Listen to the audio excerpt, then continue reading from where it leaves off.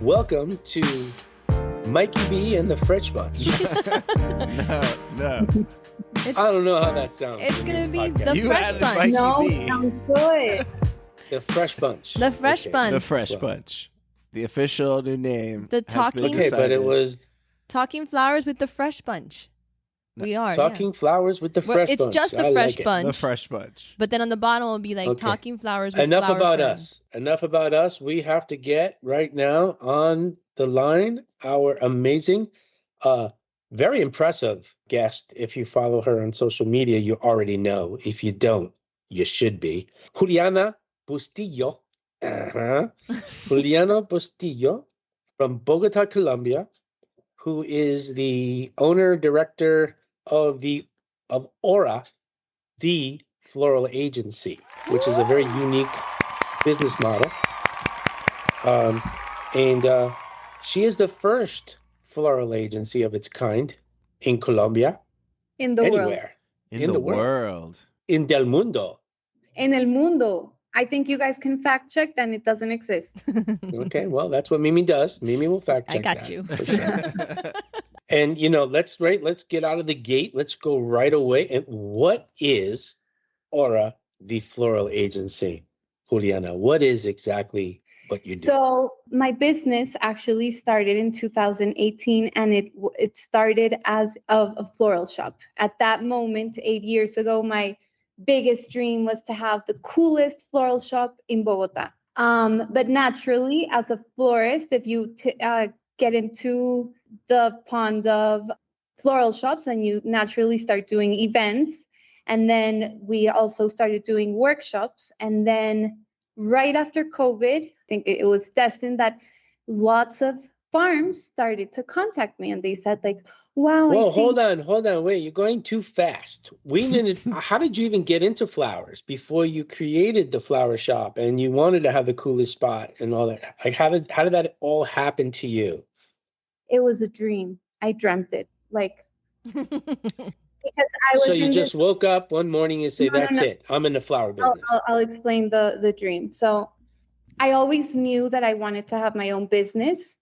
I think I'm a natural leader and like to organize and create these dynamics and work towards strategies. I don't know, like flowers just kept popping up. And I also read The 4 Elements. That was a book that helped me a lot to orientate into finding your purpose professionally, because I also think that one has purposes in personal and also social. Sure. So in terms of having this purpose, I really started asking the universe, like, let me know. I'm gonna be really avispada, Mimi, help me. Really.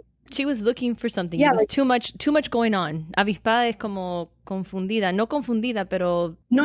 Avispada is I'll be quick to find out. I'll avispa, be like quick bees. to You're going to be find. fast. Avispa. I'm going to be a quick bee to understand the messages that you're sending me. And then I dreamt it. And I don't know, it was really weird because my mom always had flowers, like huge arrangements at the house. If it was my bedroom wallpaper, it had flowers. My screensaver had flowers. My pants had flowers. My my journals had flowers. And then I dreamt this. It was a message from the universe, which was so beautiful. And it was so simple. And it was just the message was flowers. Whoop. It didn't say, Juliana, you're going to have a company and it's going to be called Ora, and you're going to do this and you're going to do that. No, it was just a quick message that was flowers. And I woke up crying because it was just like a different type of dream. At that moment, I still lived with my mother, and I was like, I woke her up and I was like, Mommy, va a hacer algo con las flores. My business is around flowers. And so I started planning this 6 months when I quit my job, which I hated. And then What were you doing? What kind of job did you have? I was passing like here 5 months, here 2 months, here 3 weeks. I was just like, this is not for me. I mean, I just know in my gut that life has something different for me. But Juliana, you have a business background, marketing background. You are definitely an entrepreneur. Communications. Okay. Yeah, which has helped me out a lot. But I think I would have liked more to do design and business. You have a style. So the design is there, and you're putting out that style and design in your work. Yes. Not just your flower work, but your branding and how you help other companies with their branding. So you are a designer. Well, for me, flowers have been more of a medium, like or like an outtake on being on really doing what I love. But I know now that I really love the business side. Like I think I'm a great salesperson. And yes, I am also creative, but I mean, flowers are just my passion. They're my. It's your art form. It's my art form, but more on the business side. I'm not the type of florist that, I don't know, like these amazing florists that you had at Fresh Fest that are just like so creative and there's like, oh my God. Yes, I'm creative, but I'm more on the business side. Gotcha. Interesting. So you you started going to the flower market and you started buying flowers and bringing them home and freelance. When I didn't know, I went to Palo Quemado, which is the informal flower market in Bogota. Right. When I went there and I didn't even know what a carnation was, buying obviously the cheapest flowers I can find, not understanding quality, just really basic, like dipping my toes on unknown land. And then it just started growing. Then from there, I took 6 months when I was like, I told my mom, I was like, okay, I'm doing this. Give me 6 months and I'll show you that I can do something great. And I planned everything to the detail. And 6 months later, Ora was born, which, as I said, it started as a floral shop, then events, then workshops, then the floral agency, which is the one I'm telling you. Is the flower shop still in existence now, or you've gone past that now and you're just doing? I have 4 business lines, which is a bit much. Why'd you choose the name Ora? Ora, it signifies light in Hebrew. So I have cousins that live in Israel, and I love these Hebrew names because they signify something. It's not like Juliana, Mariana, Gabriela. Like it really, the name signifies a word. Is it the same aura? Like you have a great aura around you when people say that? Is it the same? It's perfect because it was like it's short name. It's not spelled that way though. It's O-R-A. It's O-R-A. No. And I also like that because I'm also disruptive. So I like to people think like, oh, hora as in hour? No. Oh, hora as in orar, of praying in Spanish? No. But yes, it can also be. It could be, yeah. It's short. It can be mentioned and pronounced in all languages. And it's also like flora, floral, ora. Yes, of course. It's ora. Very cool. So then, for moving forward, we got a name. What is the other side? What is a floral agency then? We are the first creative agency that specializes in the floral industry. We are a trend-driven creative agency and consultancy that specializes only in the floral industry. Only in the floral industry. That's why for companies, for our clients, like growers and breeders, we know grow the whole chain. Breeders, growers, importers, floral companies, wholesalers, flower shops. Yeah, no. Well, I used her at Chrysler too. So yeah, even all types of floral companies have used you. Yeah. So we specialize in marketing, communication, and positioning of varieties. We are a trend-driven creative agency and consultancy specializing in the floral industry, where we help out our target audiences, basically all companies across the entire floral value chain. And we are an added value because we understand the depths of the industry both markets, in wholesale side and in mass market. We offer a portfolio of 12 creative services where we enrich and we strengthen commercial strategies that achieve greater positioning and reach and visibility, transforming traditional brands into new era brands. Because as we know, this industry is mostly conservative. Mm-hmm. It's mostly conservative, traditional. Yes, companies are waking up and they're starting to know that they have to do things differently and really talk through innovation and not just such a cliche word that has been turned into an industry, which is trends, right? So far, we have worked with over 50 companies in the flower export chain that have trusted us with their creative, commercial, and positioning strategies. We are an on-trend brand that also has emerged as a leading brand in international floral design, especially in Latin America, which is I'm really proud of, because my compositions and the art that I do really reflects like that Latin flavor, and I love that. We're also cool hunters because we study consumer habits, engage a lot with one-on-one conversation with trend-setting floral artists. That's why going to the Fresh Fest was so important for me. And we analyze trend prediction platforms like WGSN, and also just really studying what happens on Instagram and on Pinterest. And we're also basically floral experts. We not only love flowers, but we know how to sell them. We know how to photograph them and communicate their beauty effectively, creating strategies, knowing where you are, en donde estás parado, which is an industry that has lots of parts, moving pieces, intricacies, moving pieces that you have to know. And that's why we are an added value for companies that if they need a creative agency, then they hire whatever creative agency that attends every type of industries.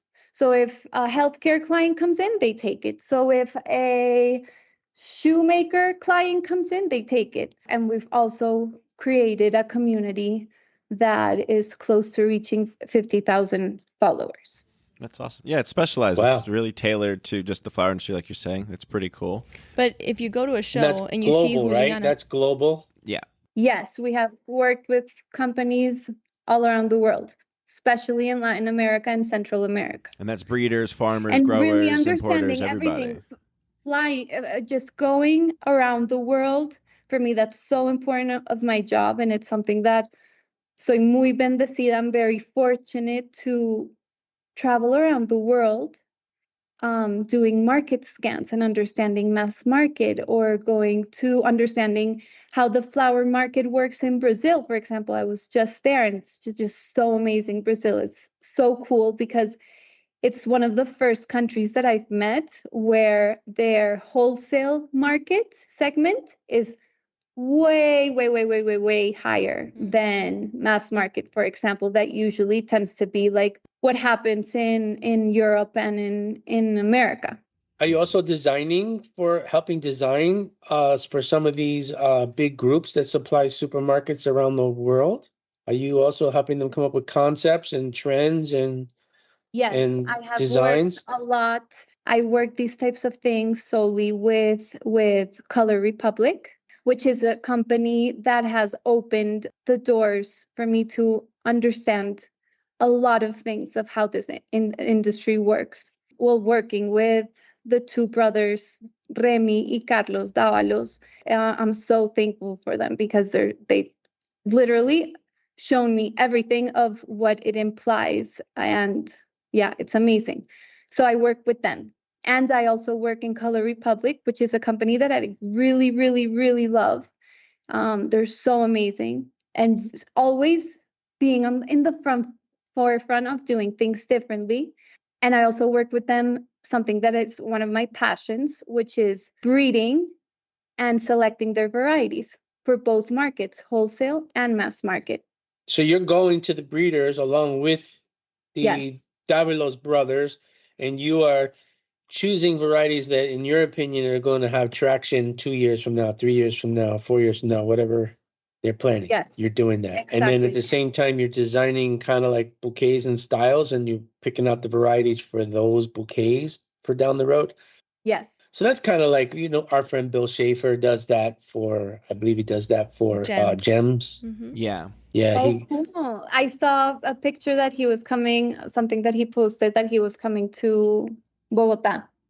He's always in He's there Bogota. a lot, He does designs. And I think Bill Schaefer is a person that I need to meet, because when I saw all of the work that he did in those installations in the Fresh Fest, I was like, oh my. And then Ryan told me, like, no, he just left. Like, he literally went the whole night, and it was just so impressive. Him and his wife are amazing. They do some really great Those work. guys are amazing. Yeah. Those guys are amazing. Yeah, I know that some of the bouquet companies also, they fly in designers from Holland and other places to help plan their year. It's so far advanced now, and I'm really glad to see it. So important. That is something is really, which I've learned and worked with Color Republic, is the importance of, yes, you can bring in this amazing floral artist from Holland or from wherever, but that floral designer has to create under very strict limitations. Yeah. In creation of what works and what doesn't work, because mass market, you can't go to La La Land with the flowers. Right. And really understanding the what it implies to buy supermarkets, to buy flowers in supermarkets, in the way the merchandising is exposed, communication, materials, price points. So if you go to a show and you see Juliana, she is being followed by a bunch of different people, because she not only does she have this amazing aura, like how you did, but nobody else laughed. No. You'll get a that's about it. That's all you're gonna get. Now we're laughing. Okay. She has this amazing aura, but she knows exactly how to find the solutions for the proper client. I met Juliana right after COVID, and she helped me at Chrysler because I needed a wholesale catalog, and she was helping me. But she has a whole agency, like a whole team of people. So it's very impressive.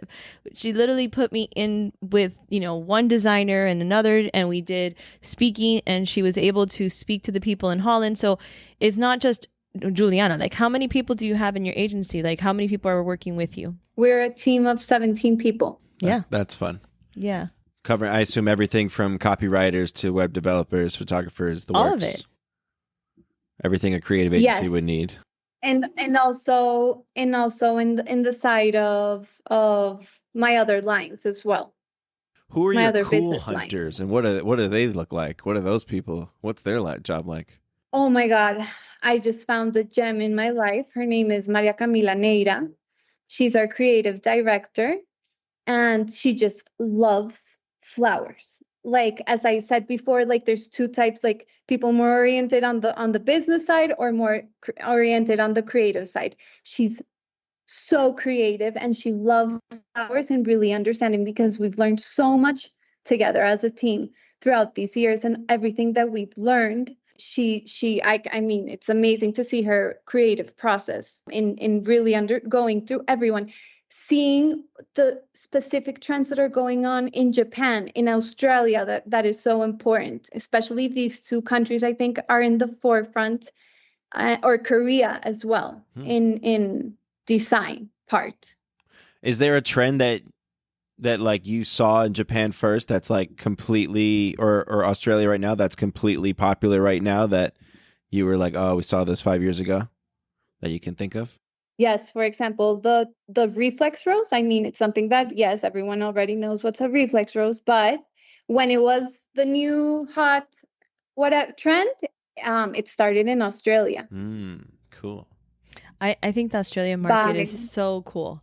And if you look at all the big influencers are coming from Australia. Yeah. Look at September. I do like the social media from Australia flowers. Yeah. Patty Malloy. And also, I mean, there's so many. They also have such great flowers to work with.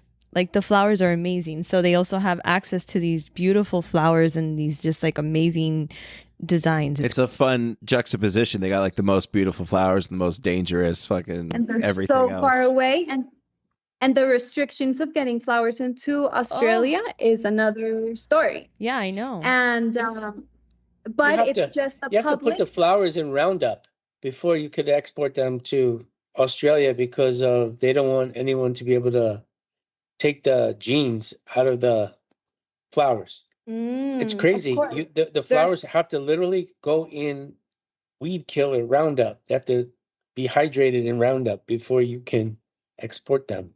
Well, roses anyway from Ecuador. I know that for sure. Any other flowers, I'm not positive. Do they bring in a lot of roses in Australia from Ecuador? Yeah. Yeah. Australia brings a lot from Ecuador and a lot from Kenya and Ethiopia. Sure. I see that. Yeah. Very cool. And because Australia has a public that really appreciates flowers, just because they're in the butt of the world. So, and because you see these creations that these people make and they don't look cheap whatsoever. I mean, it has to cost $1,000 and up. Wow. I got to meet Craig Musson from Wayfex at the show in Ecuador last year. He gave me one of his books. Oh yeah, I was there with you. Which is great. I remember that. Yeah, that was nice. You guys had a nice little moment. They're the big dogs in Australia importing. They're the big dogs. Huge. Juliana, earlier you were saying that there's a difference that you notice in businesses of like traditional versus new era.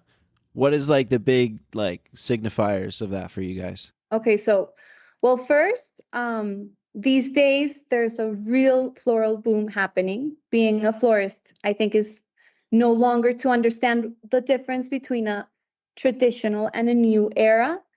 We have to understand that being a florist is first no longer seen as a second-tier profession. It's become an aspirational business and a thriving creative industry for young people who want to start something of their own. And at the same time, we have social media that has turned into a really powerful educational tool that showcases trends and highlights what's happening all around the world. I mean, it's educating people constantly. I believe in that. For sure, I believe in that. And I think it's really helped expand the idea that there are basically no limits to creativity when it comes to florals. So yes, of course, our industry is a generational industry. So how would we classify traditional, for example? This group tends to stick to a more conservative, traditional business strategies that they have adopted because that's the way their grandfather and their father did things. They are comfortable relying on tried and true tactics to keep selling their bread and butter. And at the same time, they're generally like more hesitant to invest in creative strategies that can actually help their varieties in a fresh way or build a strong connection with florists or clients and consumers. In New Era, this group is made up of visionaries who, and not to discredit business owners that are traditional as if they're not visionaries, but I see visionary in that they really get the value of innovation as a way to stand out and build a strong brand. So they care about staying on top of the industry and understanding trends and understanding how consumers are actually using their flowers, because many flower growers that have traditional companies or brands, I think it's better brands, actually they don't know how florists are really using the flowers that they grow and that they sell. And I don't know if they even care. They're also willing to invest in creative. So now if we see the new era, this group is made up of these visionaries, and they're willing to invest in creative efforts, things like community building on social media, something that you guys are very pro at and something that I admire a lot of your business. Workshops, e-commerce, branded video content, just having updated catalogs and websites, because how many companies do we know that don't even have catalogs, and they're huge companies? And this happens because I see websites. Or it's a website that hasn't been updated since 2016. Look, we're working on it. We're working on it. All right. Sorry. We're working on it. Come on. Give us a break. That's about right. Or the classical of the salesperson No way sends that we a are. picture in the cold room of through their phone. They send a picture in the cold room of the variety, and that's how they sell. Well, here's the thing: is that I think that Mike, we do have a little traditional in our business model in that sense, because Juliana, like when we sell, sometimes we do send a picture via WhatsApp or whatever, but we do have a website. We do have all of that, Mike. We're doing it. We're doing it. No, you guys are doing amazing things. For me, you guys are definitely a new era wholesaler, because we have to understand that this profile of traditional or new era is present in all of the companies throughout the chain. Breeders, well, they're more traditional than new era, but breeders, flower growers, importers, wholesalers, florists, and then consumers. Well, importers are basically order taking. But so what I've noticed that there's a kind of domino effect, or like a short circuit happening across the whole value chain that impacts everyone involved. Because the thing is that at the end of the day, we have miseducated florists, and we as a industry, we have miseducated florists and final consumers, leading them to believe that flowers is what we see in supermarkets, or just like, but that's changing with social media, and that's why social media is so important. Of course, for a wholesaler, it's way more important to invest in good social media than a flower grower, of course. But yeah, so this short circuit comes from the way relationships between these players often get reduced to just like order taking and volume sales. When that happens, we lose sight of the importance of re-educating, or in a prettier way to say it, inspiring something each part of the chain should take responsibility for. We're all responsible for what has happened. So that ongoing re-education is what really equips everyone with better tools to sell more effectively. Well, and also I think that, for instance, for our group, social is a little bit more, that's what drives to our website, where it can lead into a sale, but it's way more important and easier for us in marketing to drive on social media than it is to drive on a website. A website for our target is where we have to capture that lead, and where you see people that you can actually, that's why it's good that we have invested in a good CRM system and everything like that. But social drives 10 times more than a website. If you're running social right. And right. If you're running, but you guys can't underestimate the fact that you, as Jet Fresh, are a source for florists. Maybe it's a country in the Midwest that Jet Fresh doesn't get to. I don't know. But for that florist in the Midwest, they're going to follow wholesalers like Jet Fresh to understand, oh, this new rose variety. And then that person is going to go to his sales rep and is going to ask him, I just saw this. Can you get this variety? It's called blah, blah. Crystal Fairy. Exactly. So you guys are doing things, and I'm not saying this to be nice. I'm really saying it as you guys are definitely a wholesaler that screams new era. Of course, and it's not trying to be completely new era. It's also a transition, but it's a transition into it's benefiting your future as a company, because who would have expected that in a moment's time humanity was going to have a cell phone with no keys? Do you guys remember BlackBerry was like, oh my God, BlackBerry, until Steve Jobs introduced, hey, no, you don't need any keys. Now you can just swipe and blah, blah, blah, and do this and this and that. I mean, I miss the BlackBerry. Rule of marketing. I like the keys. Is people don't know what they want until you show them. Yeah. Yeah, we started playing with that long before many other people started playing with that. Yeah, and I think that's what gave us a head start. But now it's there's so many tools available. Exactly. There's so many tools available that the pretty much field's a little more anyone, even. But pretty much whoever uses their cell phone the most in your company is your marketing department.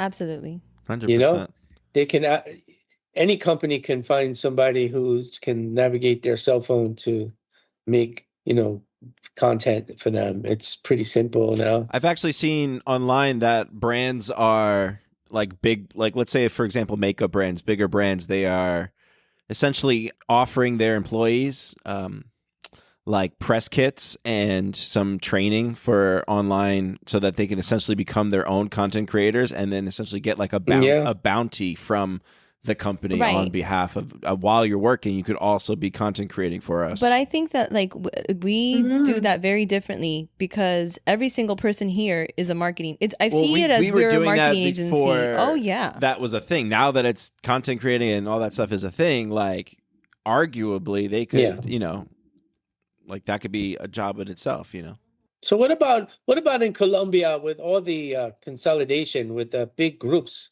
acquiring all these different farms? Does that affect your business at all? No, I think it's a wake-up call actually for independent farms. I mean, they have a safe route also that is, hey, we can also always sell the business in case my sons or daughters don't want to take care of the business or whatever. But no, definitely, I think it's very prosperous land because there's no floral agency like this one. But no, I do something that I do is really select my battles and know who I want to work with, because I've also worked with really traditional companies that it's just so hard to like transcend the message and for things to change because they're very resistant to the change. They're old school. Yes. I'm guilty of the same thing. I'm resistant to change too a lot of times because I'm old school, but you have to kind of like, you got to let it happen, For example, if we could extend these profiles of traditional and new era to wholesaler side. So I think a traditional wholesaler, so this type of wholesaler would tend to see florists as one big homogeneous group, assuming that they all want the same thing. As a result, their clients aren't really segmented or profiled. So these wholesalers usually buy the same varieties from the same growers that they have had long-standing commercial relationships with for years, right? They don't really invest in educating their business teams to stay up to date with trends. And I've seen this so many times in so many traditional wholesalers that, I mean, when I asked to see their catalog in carnations, it's like 20 varieties. And that's a crime because in carnations, you have a huge selection that are available that you can work with. And the farm, when I saw the farm, it just had 20 varieties. And also buyers that yes, maybe they have been a lot of years in the industry, but are not willing to really explore new varieties or understand trends to know what they should be looking for. These people usually don't open new channels of communication with their clients or create like in-store strategies to connect with them on a deeper level. Of course, quality is top always, is king. Well, I don't know. What do you think? King is price or king is quality? And which one is queen? To me, it's always been quality. Yeah, but there's got to be a way to find both. There's got to be a way to find both, especially if you're in the middleman market. There's got to be a way to find both. You have to have value and you have to have quality to be interesting to the buyers. Yeah, but if you had to pick one, 51-49, which side you leaning? Yeah, which is king and which one's queen? I'm from the old school Dutch mentality that if you have quality, then price is not a non-negotiable. Like it doesn't matter. Then because who's gonna pay for crap? That's my opinion. And especially in flowers. I mean, it's just a heartache. You can't. Lo barato sale caro. Yeah. How would you say that in English? The cheap ends up being more expensive. Yep. That's true. That's in everything. All right. So you being a trends expert, what are you up seeing for the future of trends for 2025, 2026? What are you predicting? Definitely, I'm predicting something. Well, it's already happening, and it has been happening for like 2 long years now, which is the transformation of flowers, which is transforming the visual appearance of the flowers. We see this being born, of course, in the reflex rose. That's where it was born, just like changing the appearance of the rose by popping out the petals. Yep. Now, when you see people removing the center of the chrysanthemums, of the carnations. Carnation. So now you take the carnations to change it exactly, or you see tinting. I think tinting is going to be, and other mediums such as aspersión are going to be very on trend, or just exploring with the stems. For example, callas, what they do is that they peel off like the membrane of the stem so that it starts to bend. And that's why flowers such as alliums are so important, because they have these really unusual, and that's what florists want. They want what is different. They want what you can't buy at a supermarket, what you can't buy at a traditional floral shop. And might not necessarily need so many stems in order to be a cool arrangement. Exactly. And that is born in Japan and Korea. They are the kings of less is more. Ikebana. Culturally. Ikebana, which is traduced into, you see these amazing bouquets that, of course, they're accompanied by an amazing wrapping, but they have just 5 stems. Of course, they're amazingly curated, selective stems. And it's just so beautiful. But we have to know, maybe for example, in Latin American culture, that wouldn't work, because here they want more is more. But I mean, there's a niche for everyone. Another thing that I think is going to be very on trend is the silver, just using silver. Of course, Carlos Muina took it to another level at his exhibition that he did at the Fresh Fest, where he created this all full out silver everything, right? And also, one thing that I think is going to be on trend is for florists. Now they see, since social media educates them, that you really don't need a lot of flowers. So I think one of the trends is actually going to be, how can we use less flowers, be more effective with our budget, but help the experience by using other decorative elements, such as fruits, such as vegetables, which we've seen, such as plants, such as arenas, sands in different colors, or I don't know, pottery from Mexico, whatever. I mean, or just more of a global, of a global feel. I see that a lot too now. There's more of like, these really strong global incentives, in my opinion, like what I'm seeing out there, and like, celebrating the fact that we're all together. Ryan sent me a list of trend forecasts for 2025 to 2027. I'm going to really quickly run through some of them, and you tell me yay or nay. These are AI based. Okay.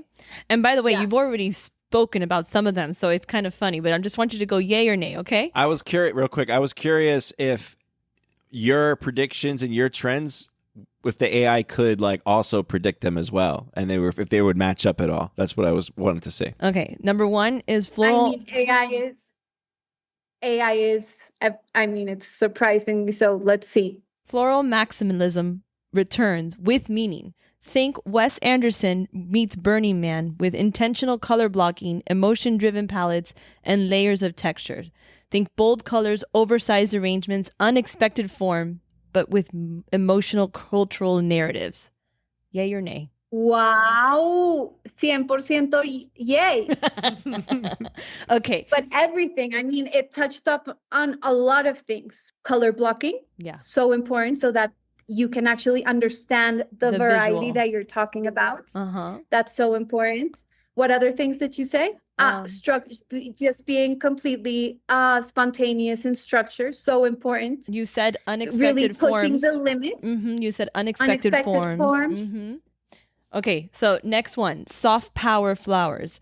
So flowers are being used less for decor and more for emotional resonance. Mental health awareness, AI generated mood boards, astrology, and therapeutic color theory. I love that. To me, I always wanted to be an art therapist, and I think colors are so important when you're doing flowers. Like I just had my aunt's funeral, and I made sure to use her favorite colors. And just by telling people the story of how the colors connected, it's so important. So, Wow. and it made me feel better. It made me feel better making the flowers. Like, so I think that's something. What do you think? Yay or nay? Emotion driven florals. Yay. 100%. Because I mean, imagine you're working. I mean, we work in the floral industry. It's not that, but imagine you're a lawyer and you're sitting down on your computer, and then your boyfriend sends you these amazing flowers that are so beautiful, and everyone in the office has to see it and talk about them. It's just such a unique, special moment that yeah, 100%. Okay. New nostalgic, vintage, but make it strange. What's trending? 70s to 90 floral trends, reimagined through ironic lenses. Grandma's garden meets digital glitch, carnations, chrysanthemums, baby's breath with bold, modern contrast, unexpected containers, lace and latex. 100%. Yay. Yes. Yes. I mean, it's really understanding that the word vintage, that's what a traditional flower grower would think. Oh, vintage. It's on trend if it's vintage. No. Vintage has a new redefinition and is, of course, touching up on nostalgia, but just being quirky and disruptive. You can use a caramel rose, and how can you block it with like a red or a pink, purple, like a bright color. Okay, I'm going to mix in here tinted and dyed, or how Mike would say, color enhanced. That's his way of saying it. Color enhanced. I love it. So I love it. Okay, ethical Yes, innovations 100%. on blooms are dyed and tinted. Aesthetics will be mature, less rainbow unicorn, more fashion forward. Yes. The first industry that impacts trends in floral industry is fashion. So 100% what happens in fashion happens in florals. That's why chrome is so big. Mm-hmm. Exactly. What about, and here, this one They brought back the VW bus, but they brought it back electric. They brought back the Hummer too. Did you see the Hummer? Ew, no. Yeah.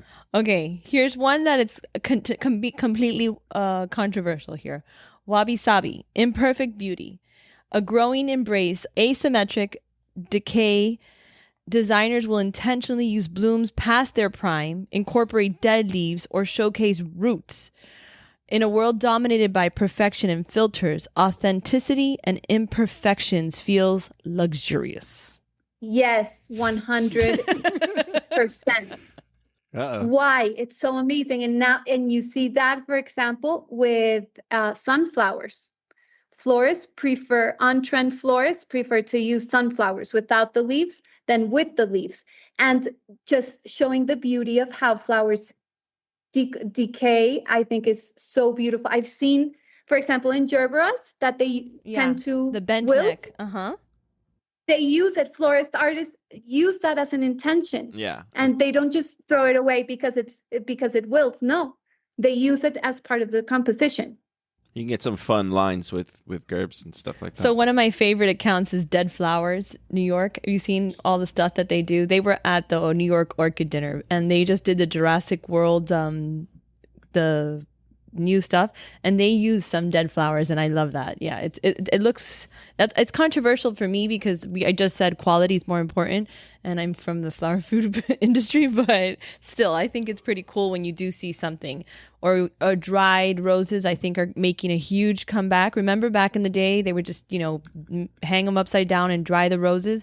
They're coming back in arrangements a lot. There was three more I wanted to just quickly run through, and then we can move on. I like the monoflorals and sculptural minimalism, using single products and stuff and sculptures and flowers. You've seen that a lot. Clean lines, yeah. Floral activism, flowers with a cause, like your flowers having a deeper meaning for more of a purpose driven. Free trade, yeah, all those. And then living art and immersive botanicals, like floristry blends with immersive experience and design. Oh yeah, that's obviously very popular.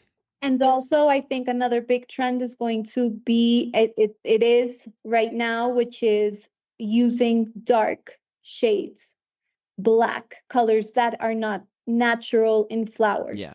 for example, dark burgundies, like berenjena type of, like eggplant type of shades, because it looks way more sultry. We had the black color enhanced roses, but we have some varieties that they do at the farm where they paint the entire stem and the foliage black as well. And that was in the black midnight foam at AIFD, and people were really noticing, like, oh wow, that's like all complete. The entire arrangement from oasis to head was black, and it looked really cool. Yeah, and also another in transformation of flowers. Have you seen that something that, for example, Sue McCleary does? That they take out the head of the stem and they use it in what is called cabling, like Sue McCleary does, and also create like garlands of petals, for example, using just the petals of the delphinium, for example. She's like Frankensteining her own flowers and stuff too. She's like gluing flowers on top of flowers and stuff as well as that. Definitely. And yeah, I mean, I think trends and flowers are changing maybe like every 2 years, that you really see something different, and it's just evolving so much. So much of, just like, as I said, many creative people that find their passion through flowers and that are just exploring new ways to express themselves. But can we talk about the Fresh Fest? Oh, yes, for sure we can talk about Fresh Fest. What would you like to talk about? Yeah. I would like to talk about your recap video on social and how we have tons of people requesting to come to Fresh Fest 2027. We need to start a sign-up list because your post pushed so many people to send us DMs saying, when can I come? Can I get an invitation? I need to go to the Ora event. I mean, I just said, like, I can't represent the floral industry and not tell the people that follow me that you can come here if you can, and it's free. I mean, it's just that. Well, you it's, got for to be example, a customer. Yeah. You got to be an active customer. You can't just, it's just anybody can't come. So. Okay. Well, we got 2 years to figure that out. How her followers can come. Yeah. There's about 45 that messaged us immediately on one moment. Like, I need to go. Well, it's a smart move to just start advertising now yourself as as a part of it, as a speaker, and then we'll get you signed up. That's true. Exactly. So I just thought it was just so amazing for, like, people. I mean, where can you see all of these floral artists that have been my inspiration since day one, when I didn't even know what my company was going to look like, and see them there? Also, another person that I really loved is Elizabeth Jamie from Calma. Yeah. I think she's so talented, and I love to talk to her. You have her book? Networking. No, I haven't gotten it yet. She wrote a really good book. Yeah, I know. I admire her a lot. Yeah, it was just so, and all of the teamwork with Carlos, I thought it was amazing. Everything was it's so pretty as well. I mean, it wasn't like at a Hilton hotel with the hotel carpet, and it's just so amazing, so Instagramiable. And I thought it was so impressive what Carlos did. Yeah, absolutely. And how he assigned a composition all around the theme of table styling to one of his creative directors, and how they explained their whole design process. It was just so cool. And seeing, obviously, a space for networking, which is so important for having fun and creating these long life relationships that we all have with the people that we work with. Thank you. That's amazing. Yeah, absolutely. We appreciate you seeing all those things that we spend a lot of time and details planning out. And if you want to see her video, just head to our Instagram. We had to collaborate on it because it was such a great video. Thank you, Mimi. What was your biggest takeaway from the Fresh Fest? My biggest takeaway was making contact with all of these amazing floral artists, having the space to talk to them one-on-one, getting their contact, collaborating with them. I mean, it was so valuable for me. For me, it was so valuable to see how Cleary does her headpieces and all of she does, which is so cool and so beautiful. And just spending time with my floral friends. Anything you're applying from Fresh Fest into your work at Pro Flora coming up? Or you have any fun things coming that you have planned? Yes, we are working with 7 different stands. Oh, wow. And we work with it's a whole troop. It's like a 100 people. Well, the last 2 years, in the last Pro Flora, we did 10 stands, which I was like, oh my God, what did I get myself into? 10 stands is a lot. But then... And they have to be different. Year, 10 different stands. They're not just copy paste. All the stands you did last time. We do all of the design, the conceptualization. I mean, it's not just do an arrangement here and put a red rose and then it's the whole experience, understanding how can the distribution of the space foment like the commercial pitch and the commercial experience for the sales team. That would actually be kind of fun for me because I always have like 5 different ideas and I can never decide which idea. 25. 5 or 10? So that's perfect. I'll just do all of them. Look at me and Joelle. Me and Joelle are going, no way, there's not 5. Just do them all, and I don't have to decide. I won't have to make my mind up because I can never never choose. Ryan will introduce 55, then he'll bring you down to 25, and at the end he'll be like, okay, let's come down, and there's still like 20. Yeah, and it's still not my favorite one that we pick. It's never. It's your favorite one is the one that we didn't. The pick. first one eliminated. But we always love to go to the Jet Fresh stand. Oh yeah. We have to make it. Yeah, no, like it's an internal challenge more so than an external challenge. No, we're already working. We have to beat ourselves every time. We already had our Expo Florida meeting, so yeah, that's coming. It's coming. How can you level up to the AI generated booth picture? We can't. It's gonna be hard. We gotta. You know what? By a year from now, the technology is gonna be so crazy that like it'll be easy to level it up. Yeah. Or we go Stone Age and we go complete opposite. Just a traditional stand. Like the Flintstones vibe, yeah. Less is more sometimes. Yeah. Definitely. Juliana, when are you doing a workshop here in Miami? We have a perfect space for you to teach. I would love to do a Latin inspired, like during October, during 100% Hispanic because Heritage Miami Month. is Latin people. I love it. So definitely, yes, I would love to. Bring and the I would also aguardiente. love to go. Sí, yo lo llevo. El aguardientico. And also collaborate with you guys in the next Fresh Fest. I would love to as well. Absolutely. Put it in the books. Let your followers know. Yes, definitely. Okay, at the moment, what is your favorite flower? Oh my God, what a question.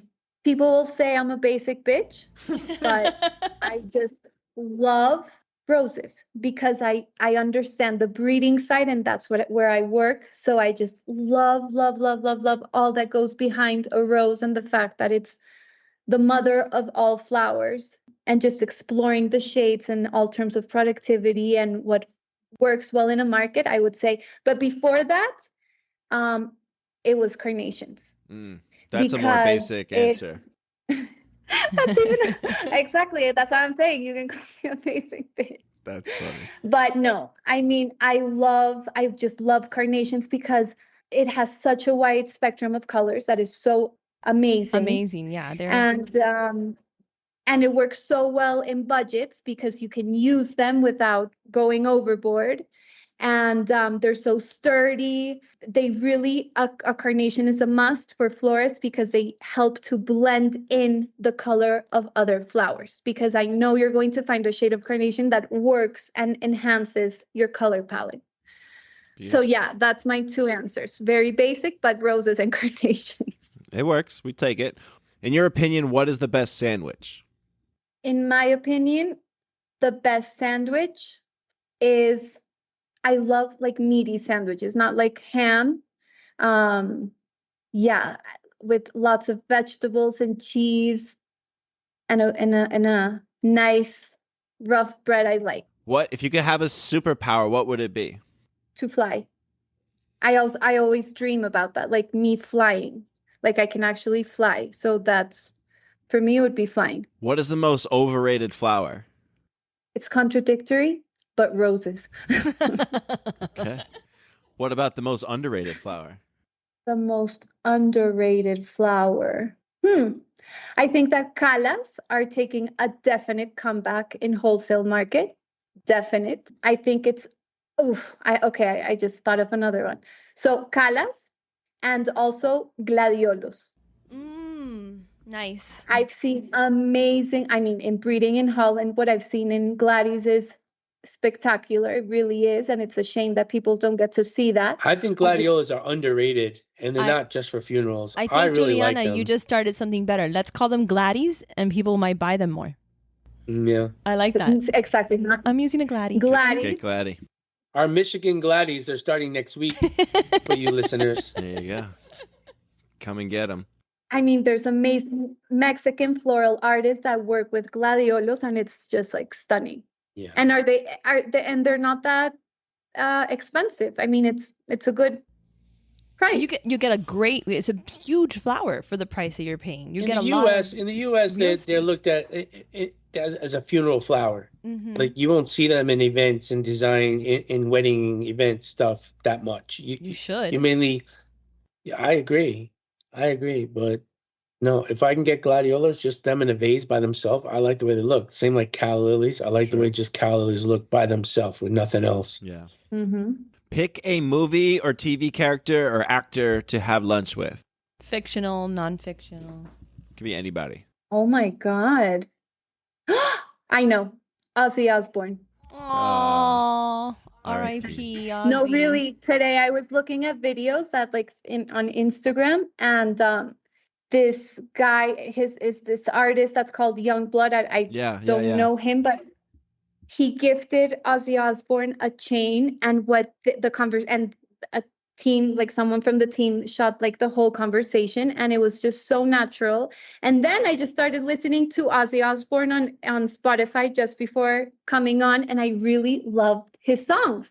I don't know. I think and just everything was so crazy. I mean, I think he was so authentic. An iconic reality. Would you show. pick older, like no, 50-year-old? No. I would pick up the Osbournes, like that Ozzy. I like that Ozzy. Yeah. Like he was funny. He was the best part of the show. Yeah, It for was sure. so funny. Yeah, I saw that Youngblood thing. They were saying like he's like the next Ozzy Osbourne or whatever. Today, that's a good one. Thank you for respecting. Yeah, R.I.P. Sad day yesterday. Last question. What is your go-to late night drunk food after all the aguardiente? Hamburguesa. ¿Con Burger. qué? With what? What's on top of that hamburguesa? Actually, una hamburguesa del Corral. Do you know El Corral? Yeah. Oh, Which is yeah. Oh yeah. I love it. That's my comfort food. It's so delicious. Like just trying out all of the different burgers and smoothies and fries. I think it's perfect. There you go. If people want to get in touch with you or hear from you, how would they do that? Well, if you guys want to get in touch with me, it would be through my email, which is Juliana at Ora, remember without the H, ORA, floral-agency.com. Or you can also head to our Instagram, which is ora.floral-agency. Well, I got to tell you, Juliana, you are an amazing guest. Thank you so much. I learned a lot today from what you're doing, and I think you're just starting out. I think you got a long way to go. I think you're just starting out, and everybody should follow her because she's got some really interesting stuff to show you. Definitely. And I love Mimi's invitation. I think you absolutely should come to Miami and host an event. I would love to. And then we have the right spot for it too. And now. since roses are your favorite, you must head to Jet Fresh Growers in Ecuador with Mike. You have to go to the farm with Mike. Mm-hmm. Yes. I go a lot to Ecuador. The invitation's open. Yes, thank you so much. Well, if you tell me your schedule when you're going to be in Ecuador, I'll try to coordinate that. I'll be in Ecuador, and if you can carve out an extra, half a day or a day. Yes, we'd love to show you what a family farm looks like. Mm-hmm. Perfect. I go every 2 months, so we can definitely coordinate. I would love to see, and all of the tinting process also I think is really cool, and I can give you nice input. We will give you a golden ticket and let you come into Willy Wonka's chocolate factory where we actually make chocolate roses. I I also like the idea of her creating, selecting a line or like a collection. Yeah. That's fun. I would love to curate it. I would love it. Mm. Like a collection. That would And be really awesome. understanding where it comes from. Fantastic. All right, Dad, put a bow on it. We'll wrap it up. Okay. Well, thank you for joining us with an amazing podcast with Juliana Bustillo from Bogota, Colombia, Ora the Floral Agency. Thank you for joining us today. I guess we have the new rebrand now. It's what's the name again? Bunch. The Floral Bunch. The Floral Bunch. The Fresh That's the Bunch. way we Fresh Bunch. became the Fresh Bunch. No, I like The Fresh Bunch. Okay. Whatever I'll get you it. want to call it. I'll get it right. We'll get it. We'll get there. We'll change it by next Thank you episode. for joining us, Mimi, Ryan, Joel, Juliana. Thank you for being our guest today. And everybody who's listening, thank you very much for listening. We do appreciate it. And any comments or questions or whatever, it's what's the email, Ryan? Just send your comments. Mimi at jetfreshflowers.com. Yeah, send it to Mimi. Thank you, everybody. Bye. Bye. Gracias.